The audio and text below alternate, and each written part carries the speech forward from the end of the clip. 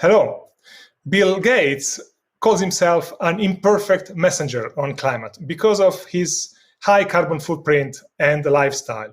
However, he has just made a major contribution to our thinking about confronting climate change via a book about decarbonizing our economy and society.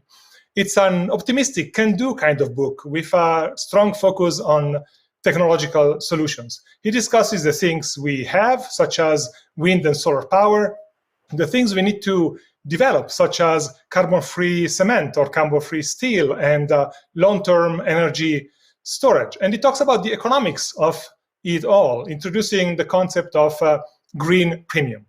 The gist of the book, and really I'm simplifying here a lot, is that fighting climate change is going to be hard, but it's possible. We can do it.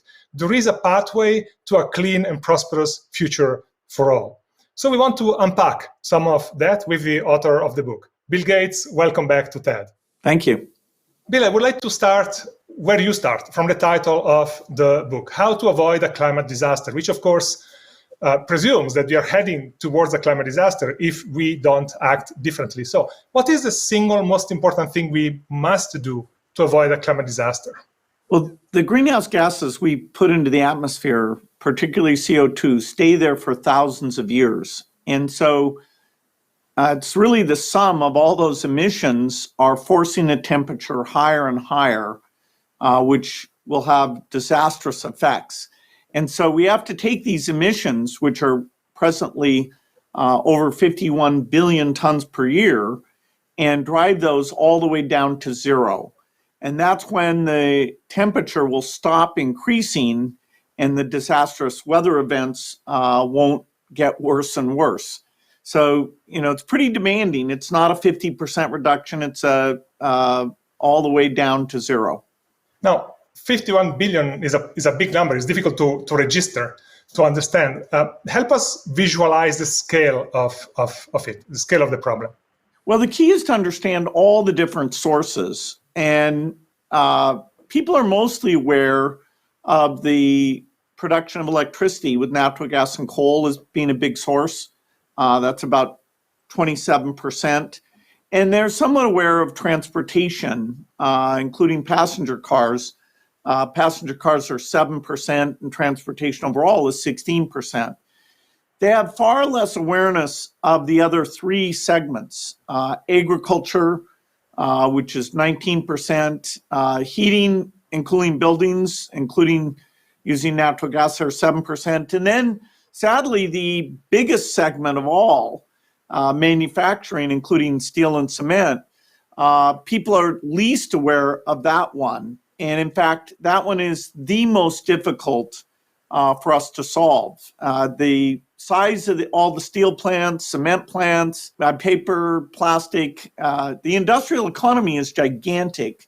And we're asking that to be changed over in this 30-year period when we don't even know how to make that change right now. So your core argument, and really here I'm simplifying, is that basically we need to clean up all of that, right? The way we make things, we grow things, we get around, we power our economy. And so to do that, we need to get to a point where green energy is as cheap as fossil fuels and new materials, clean materials, are as cheap as current materials. And you call that eliminating the green premium. So to start, tell us, what do you mean by green premium? Yeah, so the green premium varies from emission sources. It's the cost to buy that product where there's been no emissions versus the cost we have today. And so for an electric car, the green premium is reasonably modest. You pay a little more upfront, you save a bit on the maintenance and gasoline, you give up some range, you have a longer charging time. But over the next 15 years, because the volume is there and the R&D is being done, we can expect that the electric car will be preferable. It won't cost more. It will have a much higher range. And so that green premium that today is about 15% is headed to be zero, even without any government subsidies. And so that's magic. That's exactly what we need to do for every other category. Now, an area like cement, where we haven't really gotten started yet, the green premium today is almost double the price. That is, you pay $125 for a ton of cement today, but it would be almost double that if you insisted that it be green cement. And so the way I think of this is in 2050, we'll be talking to India and saying to them, please use the green products as you're building basic shelter, simple air conditioning, which they'll need because of the heat increase, or lighting at night for students.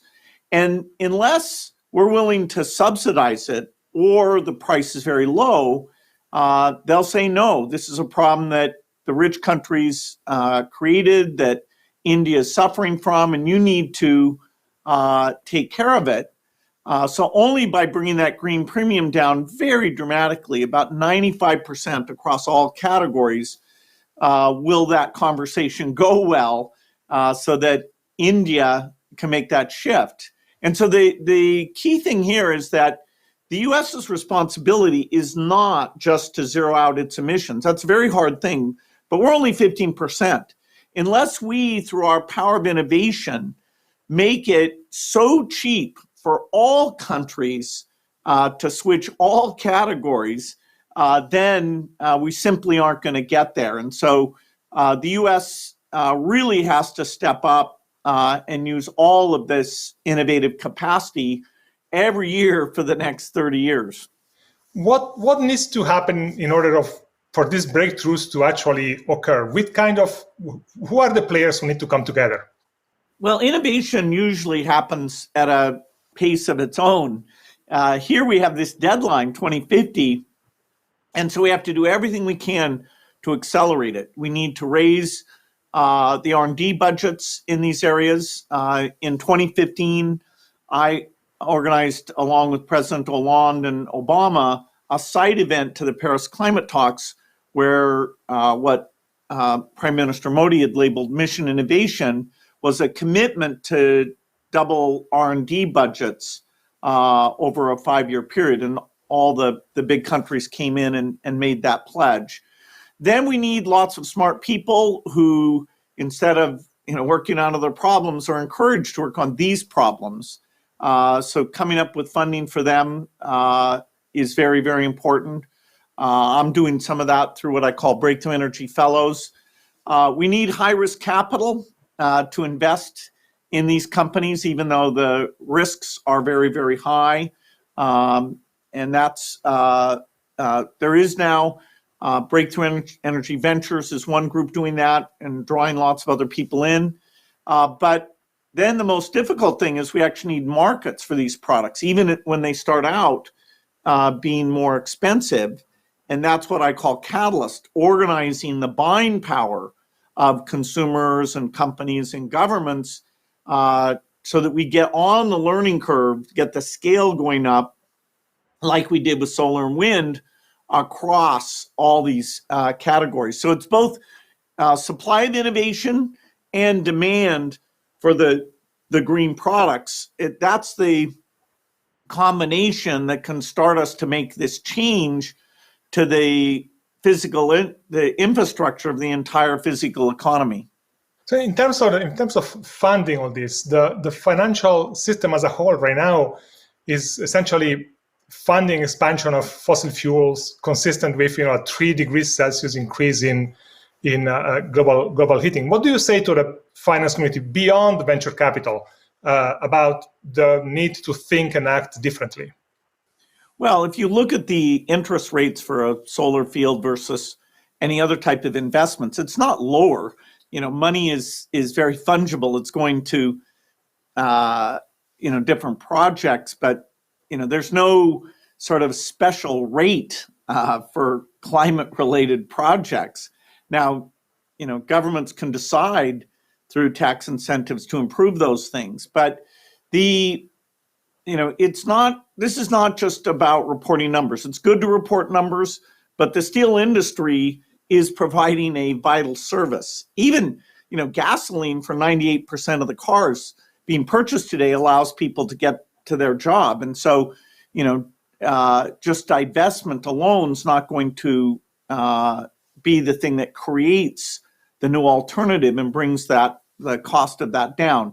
So the finance side will be important because the speed of deployment of solar and wind needs to be accelerated dramatically beyond anything we've done today. In fact, on average, we'll have to deploy 3 times as much every year as the peak year so far. And so those are a key part of the solution. They're not the whole solution, but people sometimes think just by putting numbers, disclosing numbers, that somehow it all changes, or by divesting that it all changes. The financial sector is important, but without the innovation, there's nothing they can do. A lot of the current focus is going towards cutting emissions by half by 2030 and on the way to reaching net zero by 2050. And in the book, you write that there is danger in that kind of thinking, that we should keep our main focus on 2050. Can you explain that? Well, the only real measure of how well we're doing is the green premium, because that's what determines whether India and other developing countries will choose to use a zero emission approach in 2050. The idea, if you're focusing on short-term reductions, then you could say, oh, it's fantastic. We just put billions of dollars into natural gas plants. And even ignoring that there's a lot of leakage that doesn't get properly measured, give them full credit and say that's a 50% reduction. The lifetime of that plant is greater than 30 years. You financed it, assuming you're getting value out of it over a longer period of time. So to say, hey, hallelujah, we switched from coal to natural gas, that has nothing to do with reaching zero. It sets you back because of the capital spending involved there. And so it's not a path to zero if you're just working on the easy parts of the emission. That's not a path. The path is to take every source of emission and say, oh my goodness, how am I going to get that green premium down? How am I going to get that green premium down? Otherwise, getting to 50% does not stop the problems. This is very tough because of the nature is zero. It's not just a small decrease. So getting the green premium down, so you mentioned India, to make sure that the clean transition is also an Indian story and an African story, not only a Western story. Should rich countries adopt the expensive clean alternatives now to kind of buy down the green premium and make technology, therefore, more accessible to low-income countries? Absolutely. You have to pick which product paths with scale will become low green premium products. And so you don't want to just randomly pick things that are low emission. You have to pick things that will come down. So so far, hydrogen fuel cells have not done that. Now, they might in the future. Solar, wind, and lithium ion, we've seen these incredible cost reductions. And so we have to duplicate that for other areas, things like offshore wind, heat pump, new ways of doing transmission. We have to keep the electricity grid reliable, even in very bad weather conditions. And so that's where storage or nuclear and transmission will have to be scaled up in a very significant way, which we now have this open source model to look at that. And so the buying of green products, that demand signal, what I call catalyst, we're going to have to orchestrate a lot of money, many tens of billions of dollars for that. That is one of the most expensive pieces, so that the improvements come in these other areas, and some of them we haven't even gotten started on. Many people believe actually that the climate question is mostly a question of consuming less, and particularly consuming less energy. And in the book, you actually write several times that we need to consume more energy. Why? Well, the basic living conditions that we take for granted should be made available to all humans. And the human population is growing. And so you're going, as you provide shelter, heating, and air conditioning, which anywhere near the equator will be more in demand, since you'll have many days where you can't go outdoors at all. So we're not going to stop making shelter. We're not going to stop making food. And so we need to be able to multiply those processes by zero. That is, you make shelter, but there's no emissions. You make food, but there's no emissions.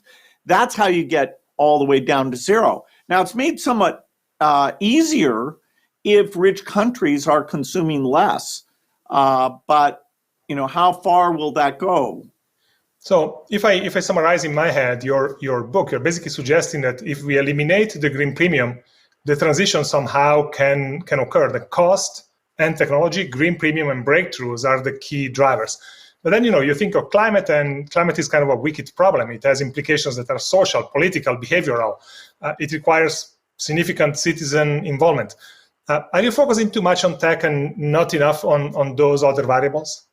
Well, we need all these things.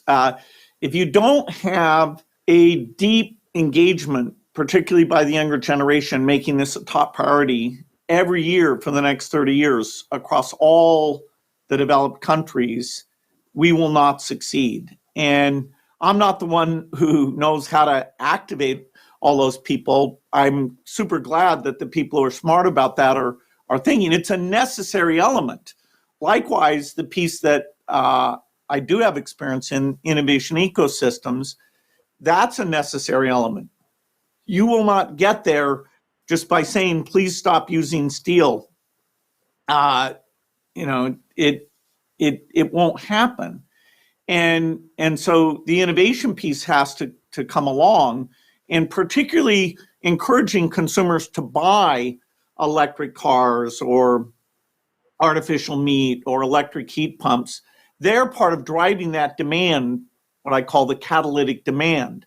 That alone won't do it, because some of these big projects like green hydrogen or green aviation fuel require billions in capital expense. But the demand signal from enlightened consumers is very important. Their political voice is very important. Their pushing the companies they work at is very important. And so I absolutely agree that the broad community who cares about this, particularly if they understand how hard it is and don't say, oh, we can do it in 10 years, they are super important. You mentioned artificial meat, and I know you love burgers. Have you tried an artificial burger, and how did you find it?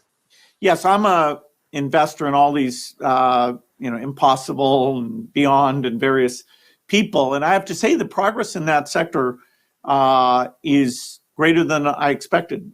5 years ago, I would have said that is as hard as manufacturing. Now it's very hard, but not as hard as manufacturing. There is no, Impossible Foods of green steel.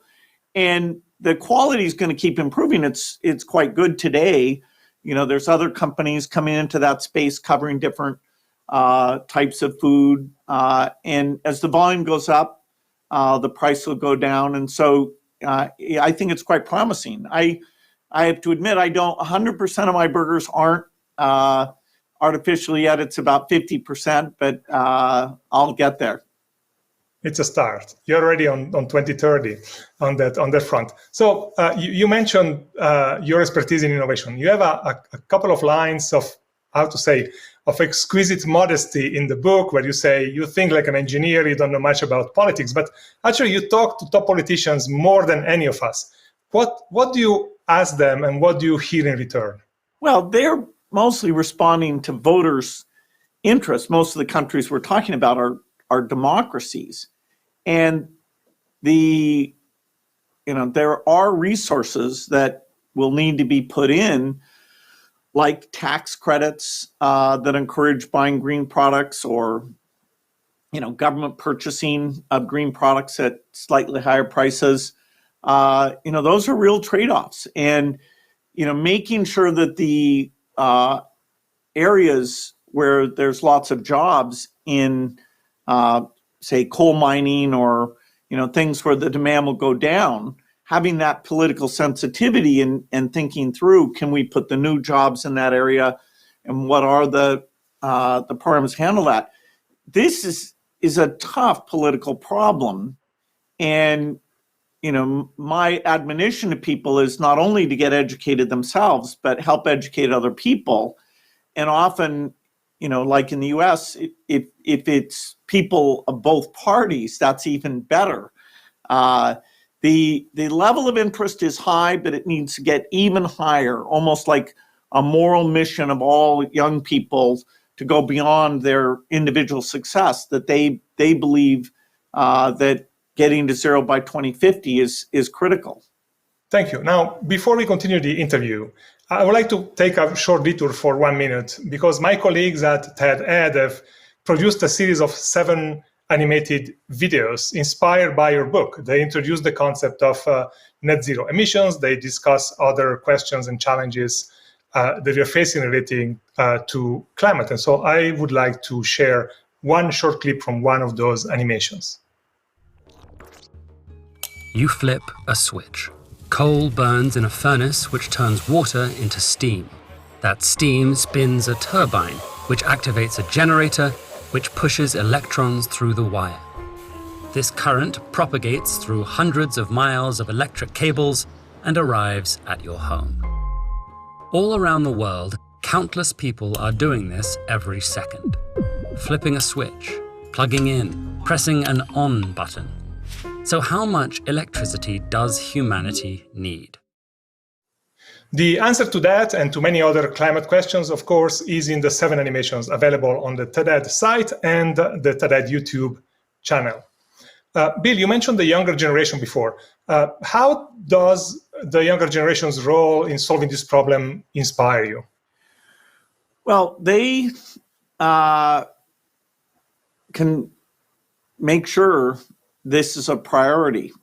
And if we have, it's a priority for 4 years, then it's not for 4 years, you can't ask the trillions of investment in the new approach to take place. It's got to be pretty clear that even though, political parties may disagree on the tactics, the same way they agree there should be a strong defense, that they agree this zero by 2050 is a shared goal, and then discuss, okay, where does government come in? Where does the private sector come in? Which area deserves priority? That will be a huge milestone where it's a discussion about how to get there versus whether to get there. And the U.S. is the most fraught in terms of it being, politicized, even in terms of, is this a huge problem or not? So, young people, they're going to be around to see the good news if we're able to achieve this. I won't, be around, but they speak with moral authority, and they have particular people who are stepping up on this. But I hope that's just the beginning. And that's why this year I think is so important. All this recovery money being programmed, people thinking about, do governments protect us the way they should?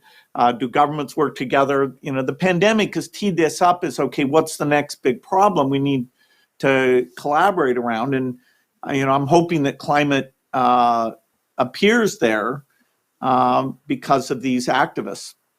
Yeah, we're going to come back to the pandemic question, but I want to talk a moment about some specific technology breakthroughs that you mentioned in the book, but you also just mentioned the organization you set up, Breakthrough Energy, to invest in clean tech startup and advocate for policies and so. And I assume somehow your book is kind of a blueprint for what Breakthrough Energy is gonna do. There is a branch in that organization called Catalyst that's prioritizing several technologies, including green hydrogen, direct carbon capture, aviation biofuels. I don't want to ask you about specific investments, but I would like to ask you to describe why those priorities, maybe starting with green hydrogen. If we can get green hydrogen that's very cheap, and we don't know that we can, that becomes a magic ingredient to a lot of processes that lets you make fertilizer without using natural gas. It lets you reduce iron ore for steel production without using any form of coal. And so there's two ways to make it. You can take water and split it into hydrogen and oxygen. You can take natural gas and pull out the hydrogen. And so it's kind of a holy grail, and so we need to get going. We need to get all the components to be very, very cheap. And only by actually doing projects, significant scale projects, do you get onto that learning curve. And so Catalyst will fund, the early pilot projects along with governments to go make green hydrogen, get the electrolyzers to get up in volume and get a lot cheaper, because that would be a huge advance. A lot of manufacturing, not all of it, but a lot of it would be solved with that. So just for those who don't know, green hydrogen is produced with clean energy sources, wind, solar, and so hydrogen produced from natural gas or fossil gas is called gray hydrogen. The second priority that you have set is direct carbon capture, pulling carbon from the atmosphere. And in theory, we can find a way to do that at large scale. Together with other technologies, the problem could be solved, but it's a very early stage, unproven technology. You describe it yourself in the book as a thought experiment at this stage, but you're one of the main investors in this sector in the world. So what's the real potential for direct carbon capture? Yeah, so there's a company today, Climeworks, that for a bit over $600 a ton will do capture. Now it's at fairly small scale. I'm a customer of theirs as part of my program where I eliminate all of my carbon emissions in a gold standard way. There are other people who are trying to do larger scale plants like Carbon Engineering. Breakthrough Energy is investing in a number of these carbon capture entities. In a way, the carbon capture is for the part that you can't solve any other way. It's kind of the brute force piece. And no one knows what that price will be. If it's $100 a ton, then, the cost against current emissions would be $5 trillion a year. Can we get below $100 a ton? It's not clear that we can, but it would be fantastic to take the final 10, 15% of emissions, and instead of making the change at the place where the emission takes place, just do this direct air capture. To be clear, that direct air capture means you're just filtering the air and you're pulling out the 410 million current parts per million and putting that into a pressurized form of CO2 that then you sequester in some place that it'll stay for millions of years. And so this industry is just at the very, very beginning, but it's a necessary piece for the tail of emissions. And the third priority is aviation biofuels. Now, flying over the last several years has become a symbol of a polluting lifestyle, let's say. Why aviation biofuels as a priority? Well, the great thing about passenger cars is that even though batteries don't store energy as well as gasoline does, it's a dramatic difference, you can afford to have the extra size and weight of those batteries. On a plane that is a large plane going a long distance, there's no chance that batteries will ever have that energy density. I mean, there's some crazy people who are working on it, and I'll be glad to fund them, but you wouldn't want to count on that. And so you either have to use hydrogen as a plane fuel, that has certain challenges, or you just want to make today's aviation fuel with green processes like using plants as the source of how you make those. And so I'm the biggest individual customer of a group that makes green aviation fuel. So that's what I'm using now. It costs over twice as much as the normal aviation fuel, but as the demand scales up, that's one of those green premiums that we hope to bring down so that, at some point, lots of consumers will say, yes, I'll pay a little extra on my plane ticket, probably through Catalyst or through the airline to make sure that that we're building up that industry and trying to get the cost, that green premium down quite a bit. So this is a super important area that I was amazed when I went to buy that. I was by far the biggest individual customer. It's also of course a very symbolic area, right? People think of cars and think of airplanes when they think of pollution and emissions. There is a fourth technology that I want to bring up because you are an advocate of and an investor in nuclear power, which is also not universally accepted as clean energy because of the risks, because of radioactive waste. Can you make the case briefly, but can you make your case for nuclear? Well, one thing that needs to be appreciated is that energy has to come from somewhere. And so as you stop using natural gas to heat homes and gasoline to power cars, the electric grid will have to grow dramatically.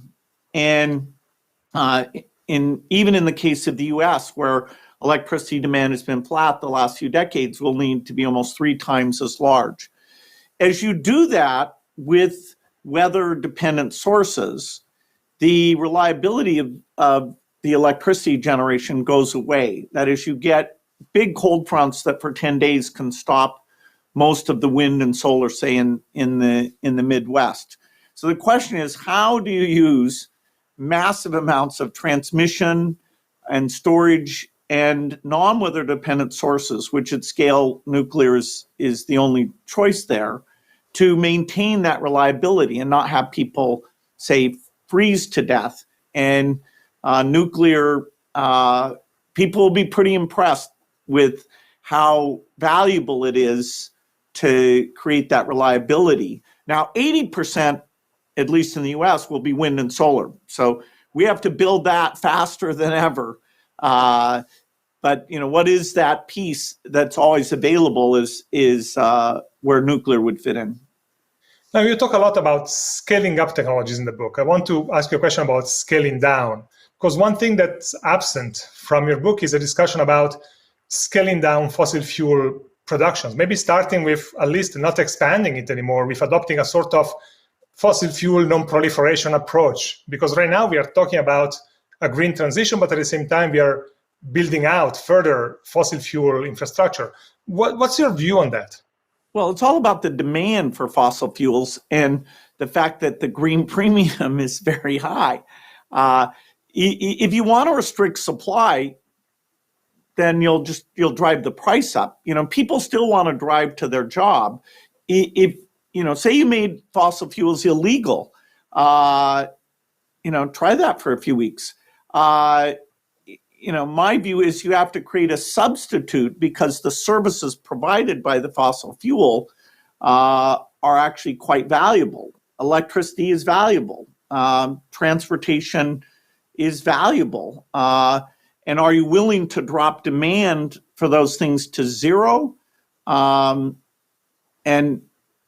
the capitalistic economy will respond if it's clear how you're going to do your tax policies and your credit, and you're going to drive innovation, then the infrastructure investments in those things will go down. We see that with coal already today. But it just speaking against something when you haven't created an alternative isn't going to get you to zero. Okay, I want to shift topic. You mentioned before the pandemic. And your main focus since you set up the Gates Foundation has been on global health. I actually read the annual letter you wrote with your wife, Melinda, in January 21, which was very much about the COVID-19 pandemic. And I found myself marveling at how what you write resonates with the climate challenge. What lessons from the pandemic can we actually apply to climate?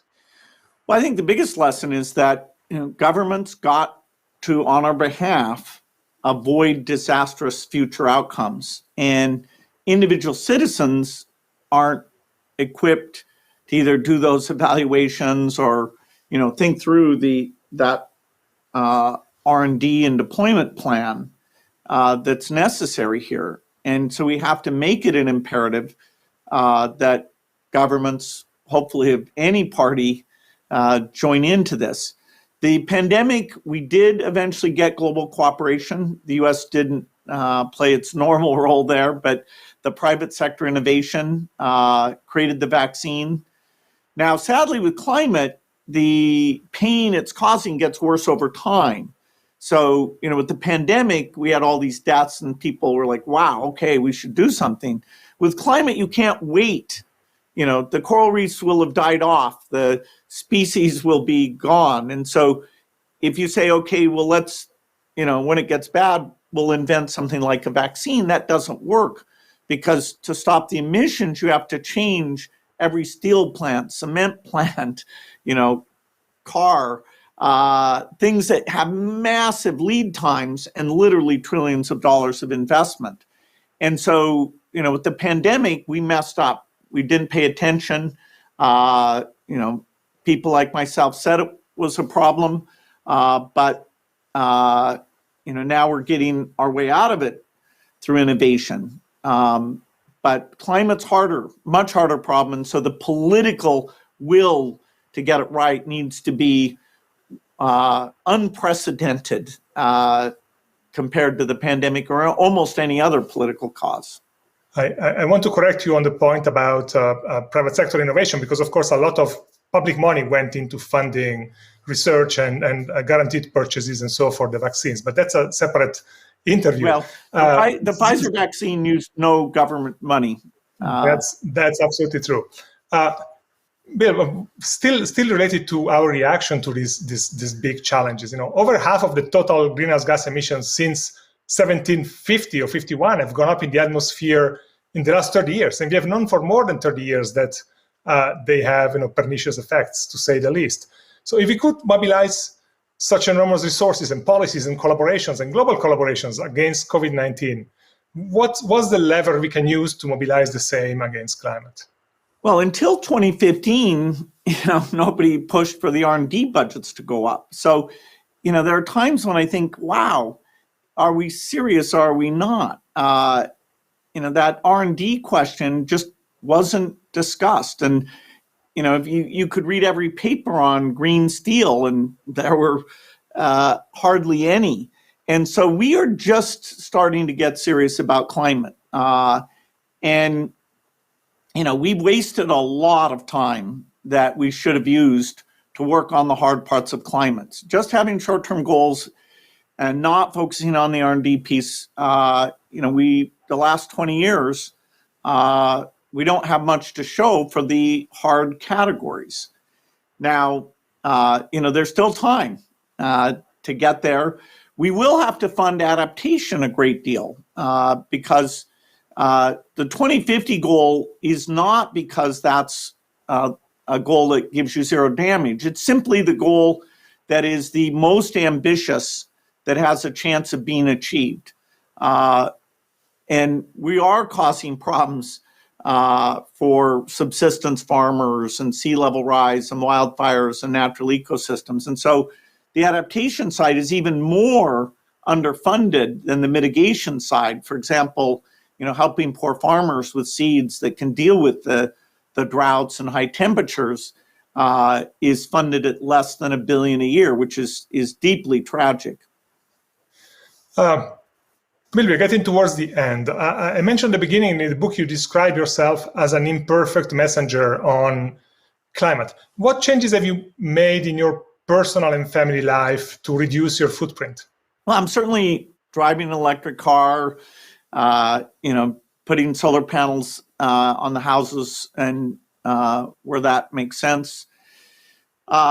Using this green aviation fuel. I still can't say that, I've stopped eating meat or that I never fly.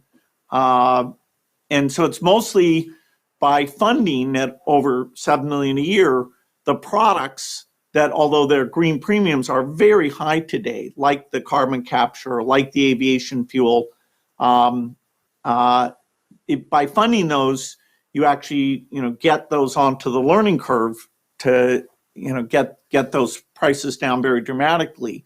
One area that I do is I fund putting electric heat pumps into low-cost housing.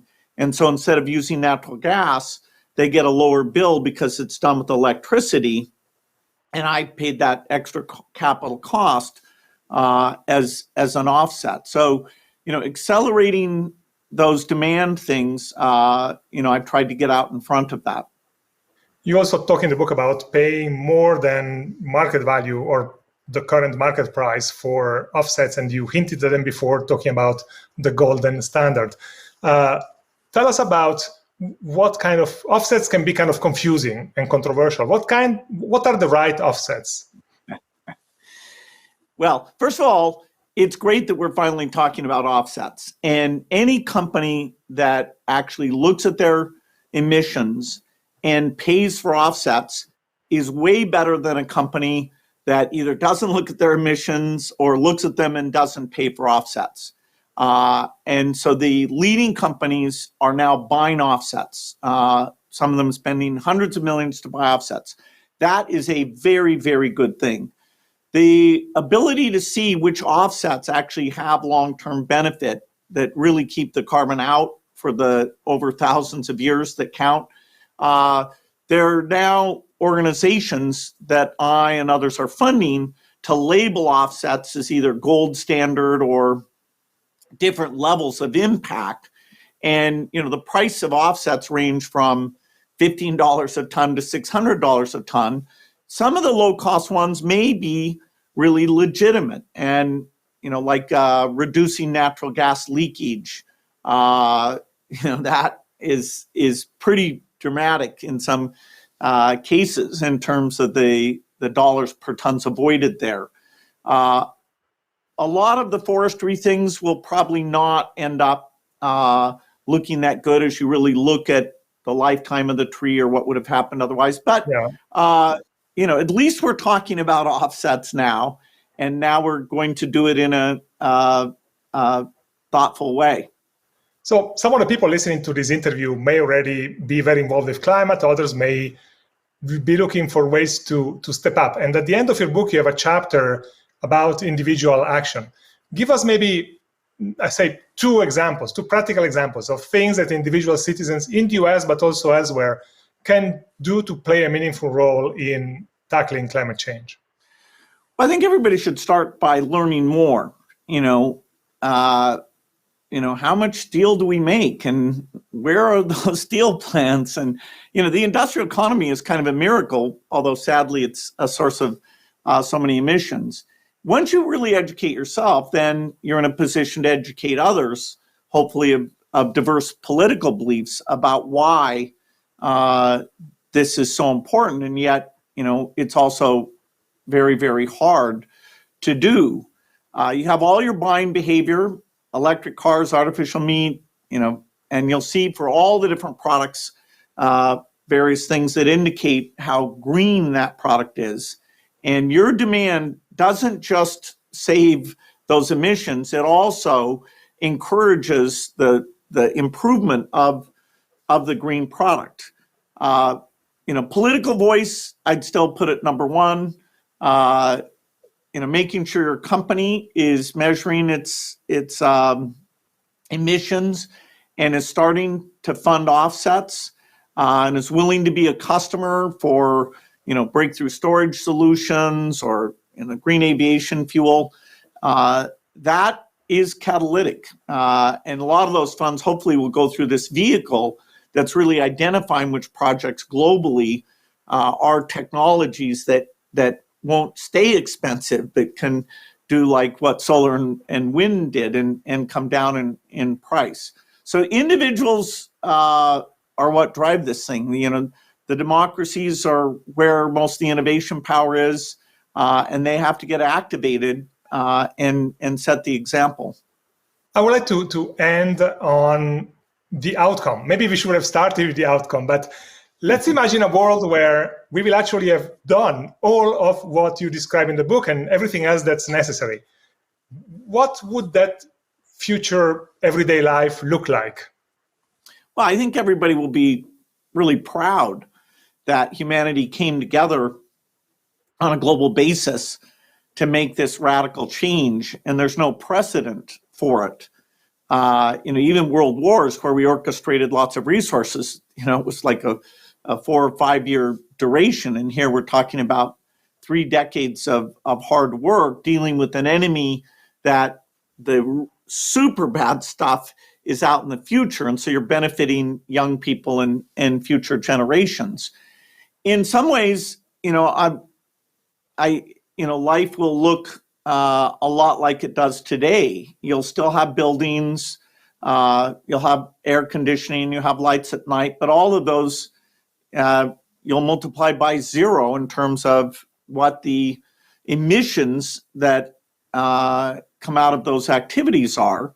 During this same time frame, we'll have advances in medicine of curing cancer and finishing polio and malaria and all sorts of things. And so by taking away this one super negative thing, then all the progress we make in other areas, won't get reduced by this awful thing that if it goes unchecked, the migration out of the equatorial regions, the number of deaths, it'll make the pandemic look like nothing. I think so from a moral point of view and letting the other improvements not be offset by this, it'll be a source of great pride that, hey, we came together.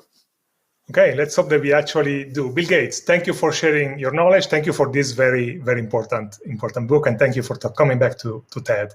I want to close by showing another short clip from the TED animation series inspired by Bill's book. This one is about material that's all around us, have a big carbon footprint, and how to reinvent it. Now, the series includes 7 videos. You can watch them all for free at ed.ted.com/plan40. That's plan40, one single word. And on the TED YouTube channel. Thank you. Goodbye. Look around your home. Refrigeration, along with other heating and cooling, makes up about 6% of total emissions. Agriculture, which produces our food, accounts for 18%. Electricity is responsible for 27%. Walk outside and the cars zipping past, planes overhead, trains ferrying commuters to work. Transportation, including shipping, contributes 16% of greenhouse gas emissions. Even before we use any of these things, making them produces emissions. A lot of emissions. Making materials, concrete, steel, plastic, glass, aluminum, and everything else, accounts for 31% of greenhouse gas emissions.